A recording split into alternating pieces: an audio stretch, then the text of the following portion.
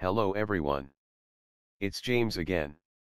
And today, I wanted to answer a question from one of my subscribers, Zamashia McCorvey. She's wanting to know how I was able to open up and trust again with new people once I started my recovery from narcissistic abuse. Well, the answer is easy. Yet it's complex at the same time. The easy or simple part of the answer is, I became at ease with not looking for a person to trust. But the hows and the whys surrounding that answer are a bit more complex, and will make sense once an explanation is given. You see, you have to back engineer healthy people and relationships or children that are brought up in a healthy home to understand the hows and the whys. When a child is brought up in a home with a good mother and father, both looking out for the best interest of their child, this child quickly learns. No matter what bad happens outside of the house, they know they have a safe place to go where they have trust and love. Love with no strings attached or expectations. And oftentimes the parent or parents during different life talks or pep talks will inform their child of this. That you really can never trust those out there on the street 100%. But you can always rely on their mother, father, or brother, or sister. So this nice happy person, that seems like they trust everybody, in all honesty really doesn't. Well, they trust their loving mother and father, or maybe their sister and brother as well. But the people they work with, or the person that now lives in the apartment complex with them, or maybe someone they go to school with, not so much. Now this isn't a bad thing. They don't walk around worried or scared something bad is going to happen. They just subconsciously know. This person they met last year will never have their back like their family. A family that has not only said what they've said, but has proven it time and time again, to have their best interest at heart. So they do have best friends. And over time they might start to trust this person with some things. But it will never equal the level of trust they have for their parent. Now, throughout all of that, they may fall in love, and meet a new dating partner where they hopefully will love them the same as their family. And a lot of times this can and does occur. But even then, a good healthy family will be there for them if the relationship doesn't work out. Again, unconditional love. The problem is, those of us that grew up in narcissistically abusive homes, with no one in our family we can trust, we tend to read too much into new people we meet. We start to think of this person like a family member. And we trust this person we've known for a couple of years, the same way we would a mother or father that has raised us our entire life. And that's what leads us into trouble.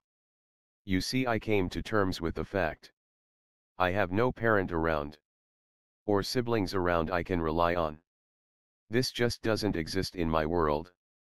And seeking out this trusting relationship would be almost like trying to replace what I don't have, which most always leads to disaster. However, what I do is I happily meet new people, but I put no expectations on them regarding trust. If they are good people, that's awesome. That doesn't mean I will for some reason put my life in their hands.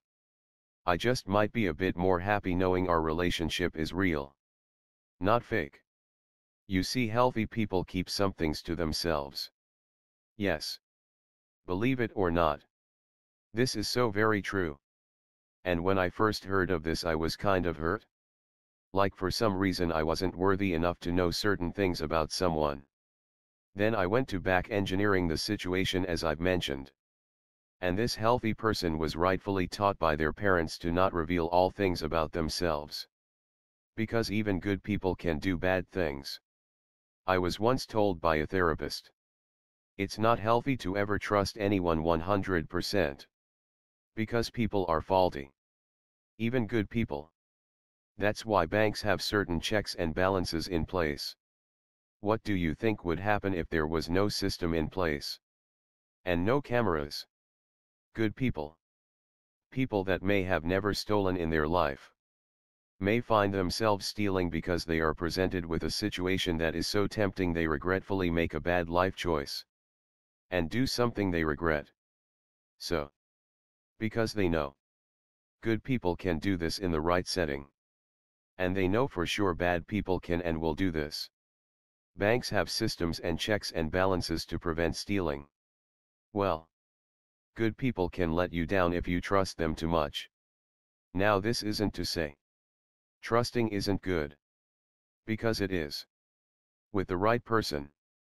But never lay your life in anyone's hands. The only being I trust with my life is God. The only being I put my life in the hands of is God. That's it. Not a friend. Not someone I work with. I can have a great time with these people. And some I might get closer to than others. And some over time I will learn to trust. And some I will weed out of my life because they are anything but trustworthy. But even the ones I trust, I never trust 100% like I do God. And once I realized it's okay to hold back some trust. Not in a paranoid way, but in a healthy way. I was able to enjoy myself with new people. I was able to feel more comfortable with dating. And enjoying my time in new situations. Zamashia. You said you would go to new groups and get narcissistically abused. What I would do before finding a new group? I would backward engineer your situation. And see if you weren't trying to replace the toxic people in your life with these new people in the group. If you weren't easily captivated by a nice smile. Or a hug. Or someone making you feel they were in your corner. And now you might have that feeling. Wow. I have a family. I really have a family. Then out of nowhere. Bam. These new people start the gaslighting. The mind games. And the narcissistic abuse. Take a look at your situation and see if this might not be the case. You see. Most people will end up with one good friend. And if they have that, they are lucky. Now it doesn't mean there aren't good people out there. But the fact is we do live in a crabs in a bucket society. And the hope is in this society. You can rely on your parents. But if you have no real family to rely on, even a nice crab is still a crab in the bucket. And might pull you down. Even though they aren't a narcissist. So you have to understand. It takes a lot to call someone a best friend and trust someone. And remember, trusting someone and having a good time are two different things. If I join a new group, I don't join with the thought of making a new best friend. I join with the thought of self-enjoyment. Mingling with new people. And practicing boundaries. I laugh. I smile and I have a great time. But I don't expect much. If I meet someone that I hit it off with, no matter it be a future dating partner, or a new friend, I never put my life in their hands. Ever. Ever. That being said, will I let trust build naturally over time? Yes. Yes. I sure do.